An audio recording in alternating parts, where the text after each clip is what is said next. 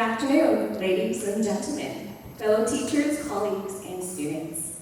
My name is Cindy Chen Ying Wang. I was born in Taiwan and I immigrated to South Africa back in 1989. Yes, 1989. And like I always tell all of you, never to try and guess my age because you will get it wrong. And being a professional design manager for more than 10 years and currently as an English teacher, I'd first like to define our topic before I dive in. So, gap not seen. What exactly is a gap?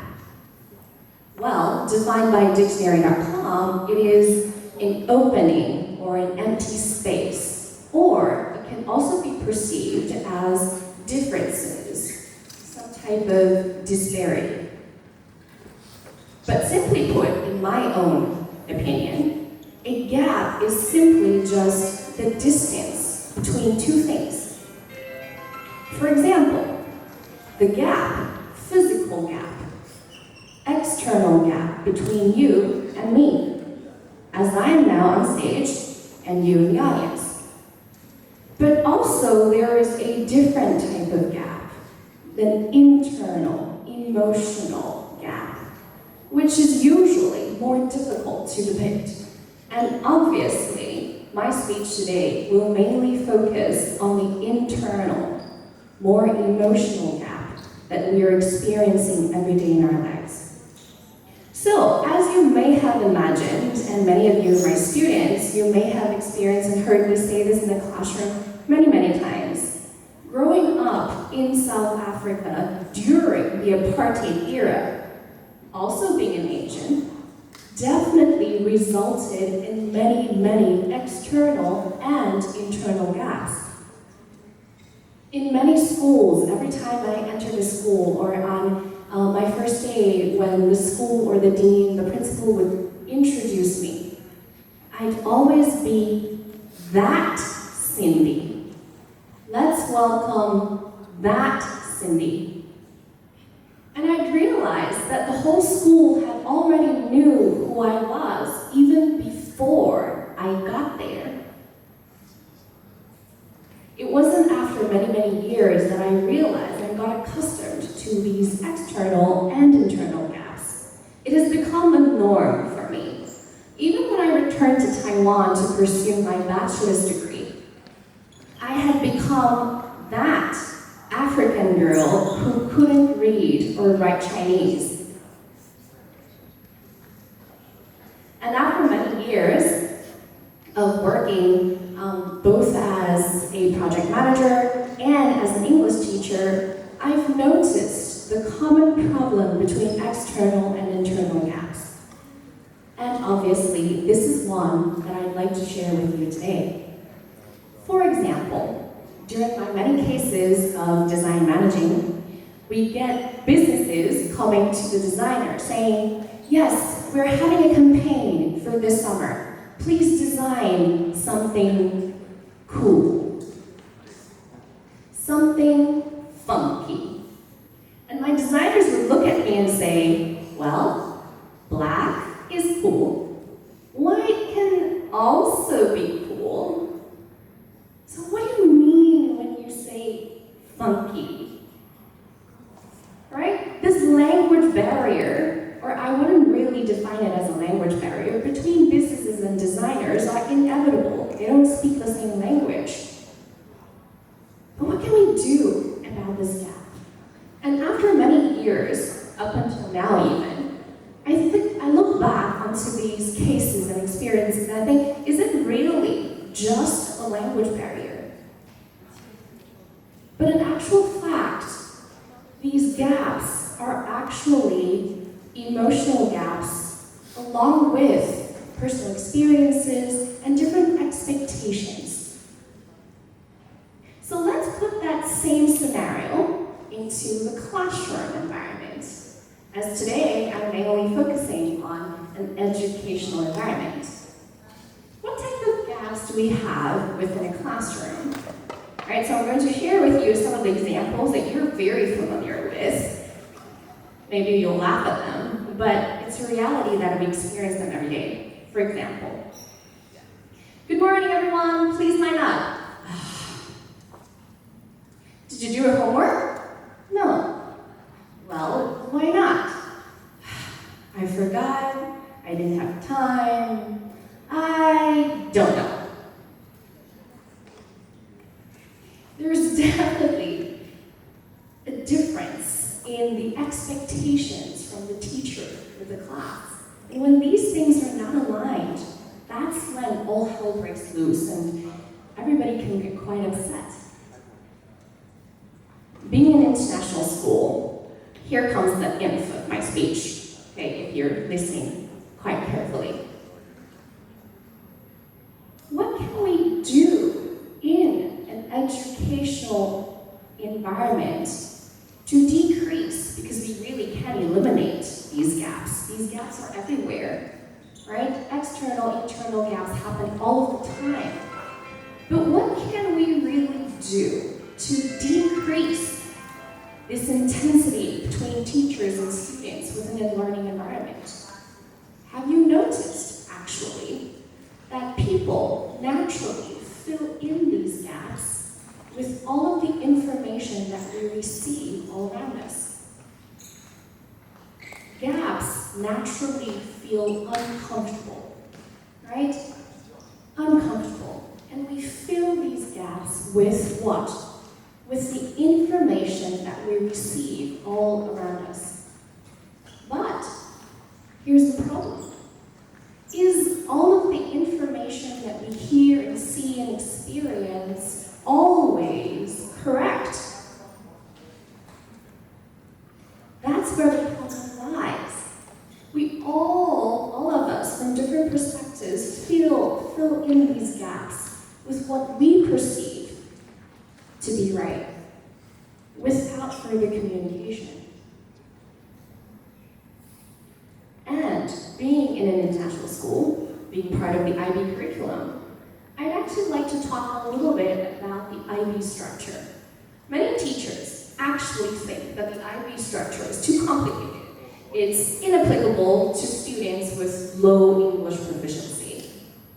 However, in my opinion, the IB learner profile or structure is not just a medium of academic measurement.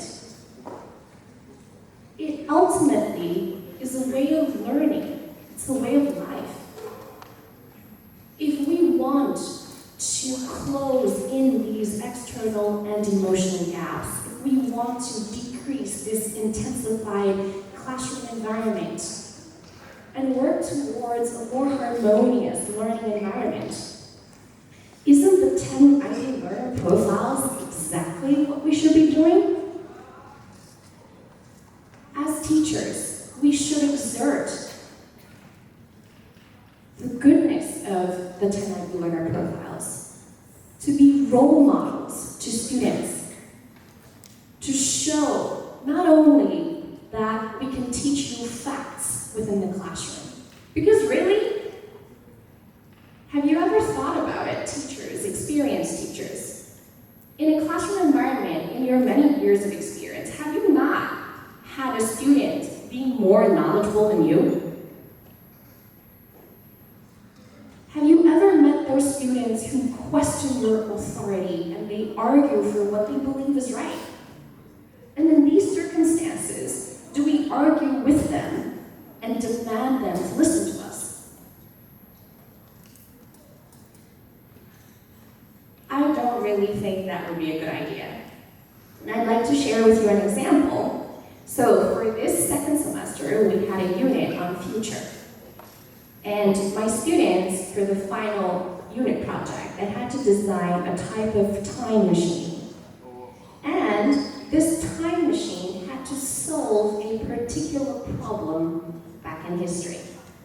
One of my favorites, which may be controversial for some of the teachers, traditional ones, is I had a design of the toilet being a time machine. And it was so logical and authentic that it made me laugh. So you travel through time on this toilet, back back to the Industrial Revolution, and this toilet was supposedly to solve the problem of sanitary problems during that time. Sewage, waste products. And for a traditional teacher, I don't know how you would have faced these differences when a student is being honest and saying, but this is logical, right? Even though toilet is not so cool or awesome to be part of a project, but is it possible? Is it logical? And I gave him 100. The design looked cool, it looked like a Christmas card with red and gold and fancy lid where they would use the waste products as an energy boost to get the time machine working. But these are the things that we should value in our students. Do we allow them to speak up and be who they are? Right? Are we really there to just teach them facts? Let's get back to the topic. In my opinion, we're there to share our experiences in life. Because as we know today with technology, students are bombarded with all sorts of information, resources, online news, all of the time. They're actually receiving a lot more data than us. So the next time that a student questions your authority or asks for you to listen to their opinion or tell you that they have this funky, weird idea, are you open-minded enough to accept these differences? And the 10 IB learner profile, in my perspective, does just that. If both teachers and students can embrace the 10 IB learner profiles within the classroom environment, we definitely be able to decrease the intensity and the gaps that occur on a daily basis.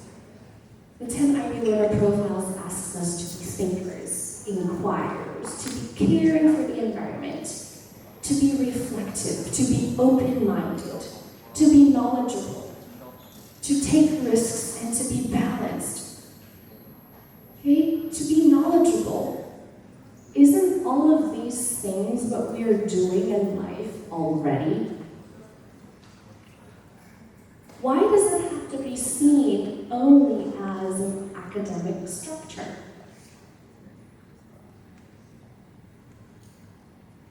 So the next time, students or teachers, when you walk into classroom environment, I urge you, teachers, to stop preaching. Preaching is very different to teaching.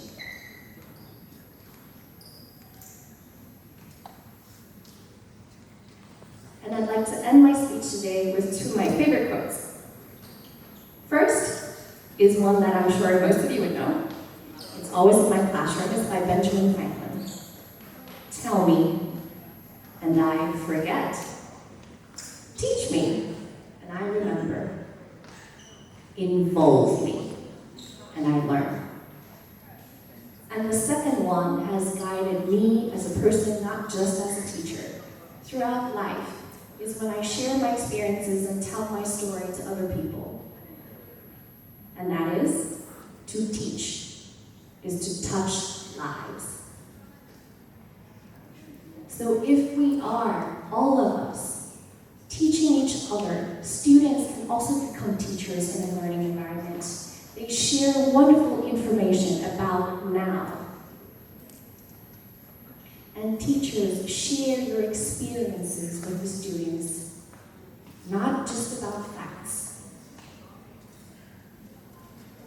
And I'm sure that this cross-cultural environment where external and internal gaps happen on a daily basis may be decreased just by that much.